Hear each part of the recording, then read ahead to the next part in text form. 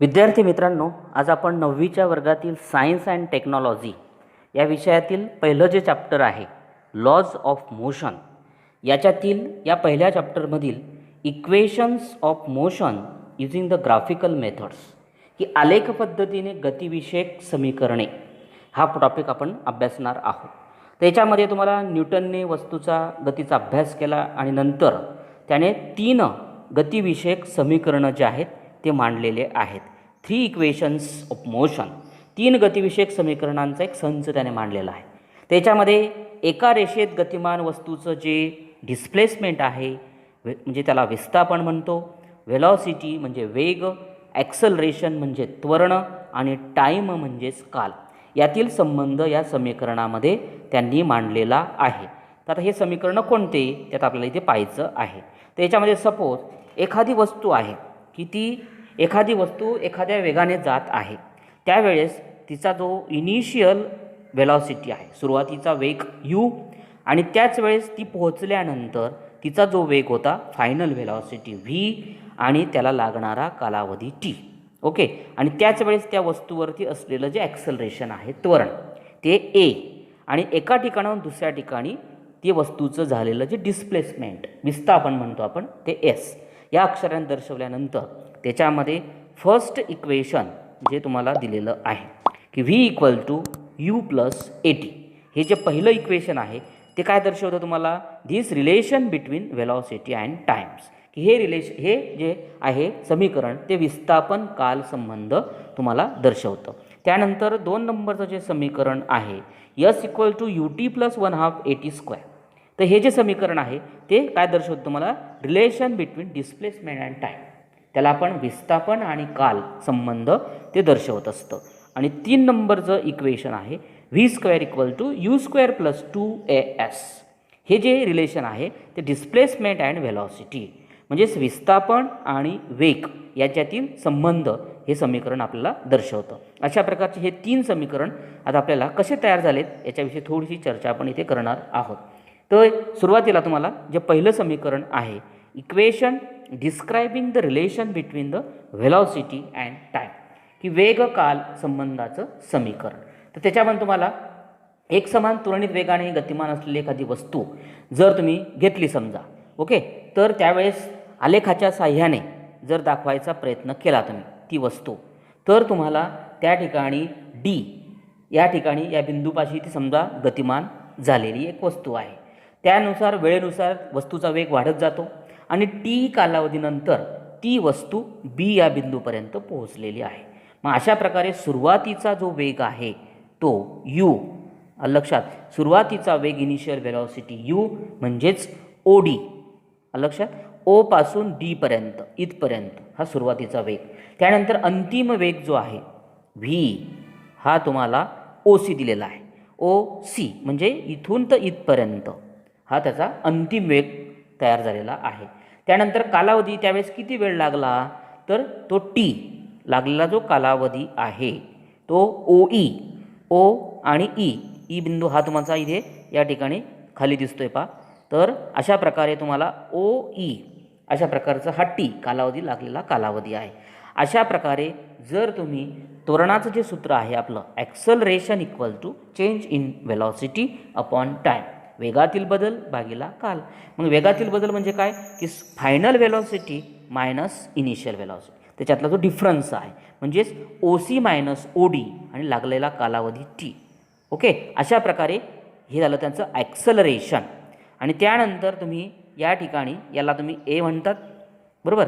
a यांचं जर multiplication केला क्रॉस, तर oc मधून cd जर मायनस केले तुम्ही, oc - od जर घेतलं तर cd, त्याचं उत्तर हे cd, आणि a आणि t यांचा मल्टिप्लिकेशन आला at.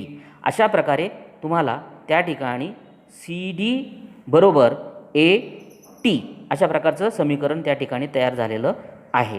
त्यानंतर याच्यामध्ये जर तुम्ही लाईन एक पॅरलल अशा प्रकारची काढली, ही लाईन तुम्ही y अक्षाला पॅरलल काढलेली, ओके, ह्या अक्षाला ही लाईन पॅरलल आहे, ती o आपल्या x अक्ष जो आहे त्या ठिकाणी तो o या ठिकाणी x अक्षाला ती e बिंदूमध्ये पास करते आहे, छेदते आहे. अशा प्रकारे ग्राफमध्ये तुम्हाला BE जो आहे हा जो BE इथून तर इथपर्यंत, त्याच्यामध्ये BE म्हणजेच BA अधिक AE या दोघांची तुम्ही बेरीज करू शकतात, बरोबर. अशा प्रकारे बेरीज केल्यानंतर V जो आहे तो CD प्लस OD, तर CD आणि OD याच्यामध्ये पहा CD आणि त्यानंतर आहे OD, दोघांची जर बेरीज केली तुम्ही तर तुम्हाला एक प्रकारे पहा इथे V इक्वल टू याच्यामध्ये CDची किंमत आहे CD म्हणजेच 80 आणि OD म्हणजेच U.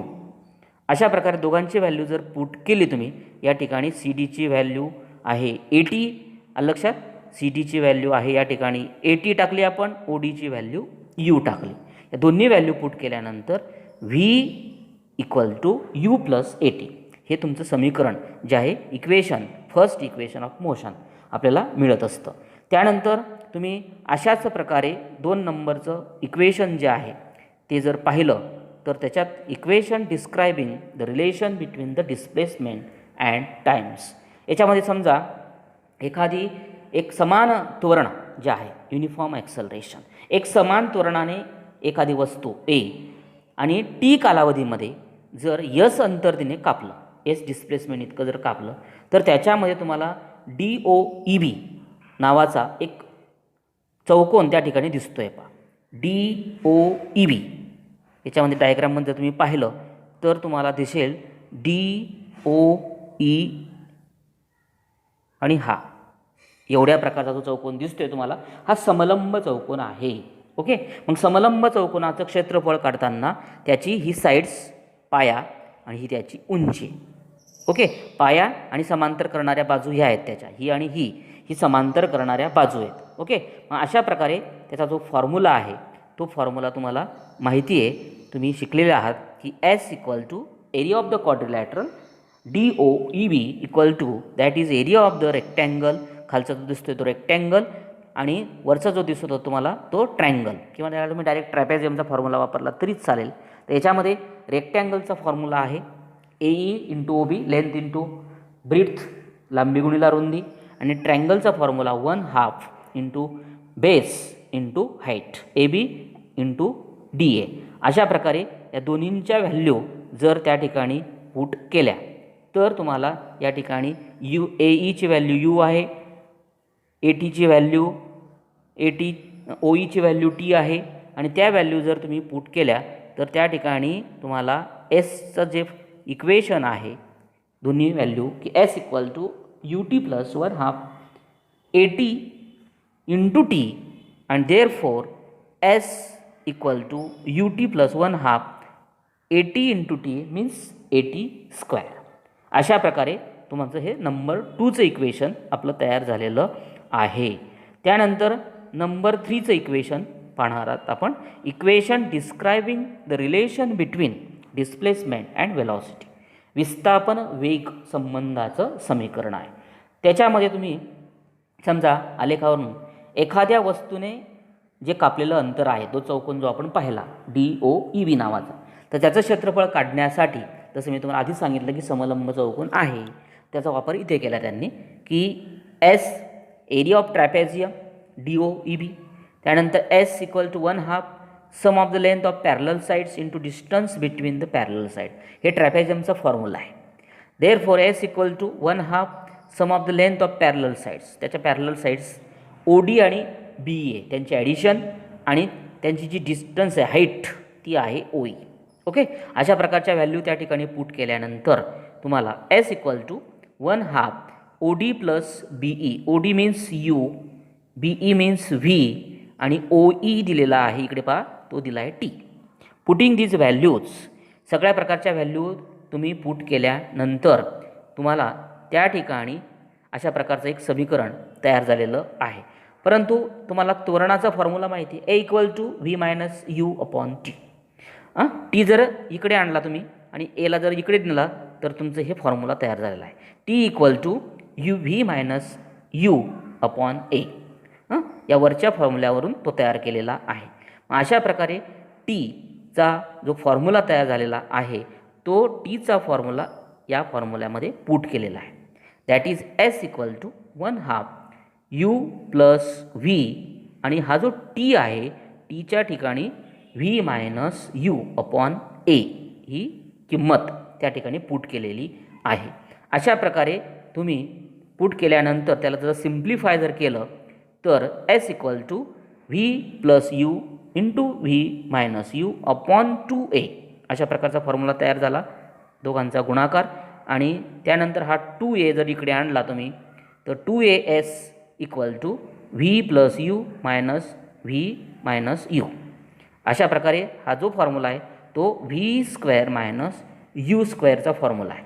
आणि त्यानंतर तुम्ही व्ही स्क्वेअर हा जो आहे तो इकडे तिथेच ठेवला आणि यू स्क्वेअर जर इकडे आणला तर तुम्हाला V square equal to U square plus 2as अशा प्रकारचं this is the third equation of motion.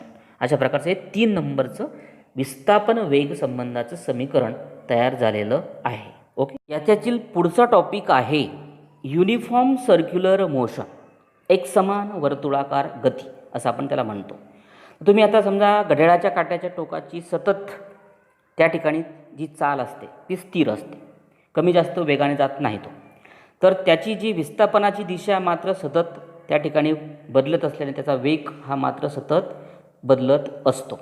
तर सेकंद काट्याचे टोक वर्तुळाकार मार्गाने फिरत असल्याने त्या गतीला तुम्ही एक प्रकारे एक समान वर्तुळाकार गती असं त्या ठिकाणी म्हणू शकता. As per T moving along the circular path it's motion is called as circular motion. अशा प्रकारे सेकंद काट्याचे टोक वर्तुळाकार मार्गाने फिरत असल्याने त्या गतीला आपण एक समान वर्तुळाकार गती अशा प्रकारे म्हणू शकतो. त्यानंतर याच्यामध्ये तुम्हाला काही एक्झाम्पल आपण पाहणार आहोत.